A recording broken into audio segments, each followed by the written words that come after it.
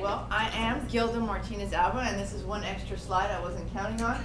So, but I'm here and I work in the ESOL program. Well, we don't have a program, but it's in the College of Education, and within the College of Education we have ESOL courses. We're trying to get an ESOL program. So, the talk today I have is motivating English learners to speak up. So if in your class you have learners that aren't really talking and you want to get them talking, I have some ideas that might be useful. And they're ideas that I'm calling the Lucky 8, because these were the favorites from a group of teachers that I taught last summer in China who wanted to learn to speak more and wanted to teach their students to speak more. So the first one is book talks. Book talks is a fun way to get students talking in pairs. And of course, as a teacher, you would model how to do a book talk. You would bring in a book and get them students excited about it. And how do you do it? Well, you show them the cover, you show them a couple things about the book, and then you don't want to give all of the information away. You know how sometimes you see all the commercials for the movie, and then by the time you get to the movie, you've seen all the good parts? Well, you don't want to do that with a book talk. So here's an example of one book talk that I usually like to point out for my language classes, which is Pardon My Spanglish, because Bill Santiago is a comedian, and he's very funny. So throughout the book, he's speaking in Spanglish, and even his dog is bilingual. And my dog is bilingual too, so I can totally relate to that. So what kind of books would you book talk? Well, books that relate to your course content, or books that you think your students might be interested in, and then you can have them do it, like I said, in pairs. Now, speech and debate, that you might think, oh, well, you know, my students aren't really going to, the quiet ones aren't really going to want to do that. But the key is to have plenty of time for them to prepare and do research on it.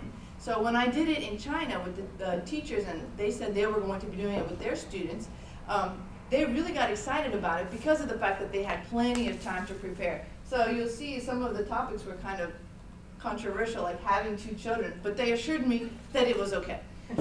So movies, well, movies, you might think, oh, but that's such a sedate thing. Why would you get the students talking if they're sitting there watching a movie? But with the movies, you can have the captions so that they can be learning the language, seeing the language as they're hearing it, and then afterwards, you would have some discussions in pairs again, or small groups. And of course, you could show clips that are related to your topic. So I had showed some clips from the Great Debaters because I was talking about debate. Okay, speed demos, not dates. I don't know if you've heard of speed dating, where you get to meet somebody and you talk for 5 minutes and they talk for 5 minutes. Well, I'll tell you what, my brother did speed dating. It did not work for him. He has not met his match. But, with the speed demos, what you do is you have the students prepare a presentation for 5 minutes. And then they do it in a pair. So 5 minutes for them, 5 minutes for their pair. Then they rotate. And they do this multiple times, and they really get comfortable doing these little mini presentations. The hot hat. That's one of my favorites because it's so easy to do. I bring in my hot hat. It looks very similar to that. And I have the students write down questions, comments, or concerns related to the course.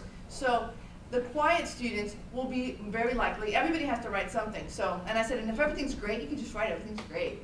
So I have them, I pull them out, I talk about it, and they talk about it in pairs. Idioms.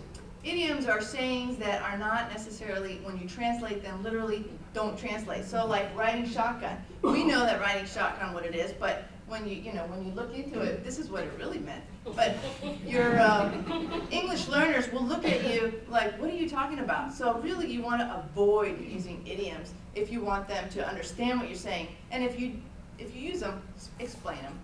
Diversity works. Game time. I like to have a lot of fun in my class, so I like to do games. And this is a simple way to get the students talking. I split the class in half. I post a question, and I say, okay, whoever can answer first can raise their hand. So, who knows the answer? Many Cuban parents name their children after them.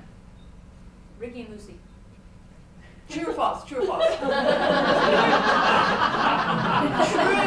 answer is true. Yes. I'll tell you what. My name is Gilda. My mother's name is Gilda. My daughter's name is Gilda. People wonder, how does that work? Okay. She is Gilda. I am Gildita. And my daughter goes by Sophie. Her middle name. And last but not least, I have here the Hello Goodbye Beatles.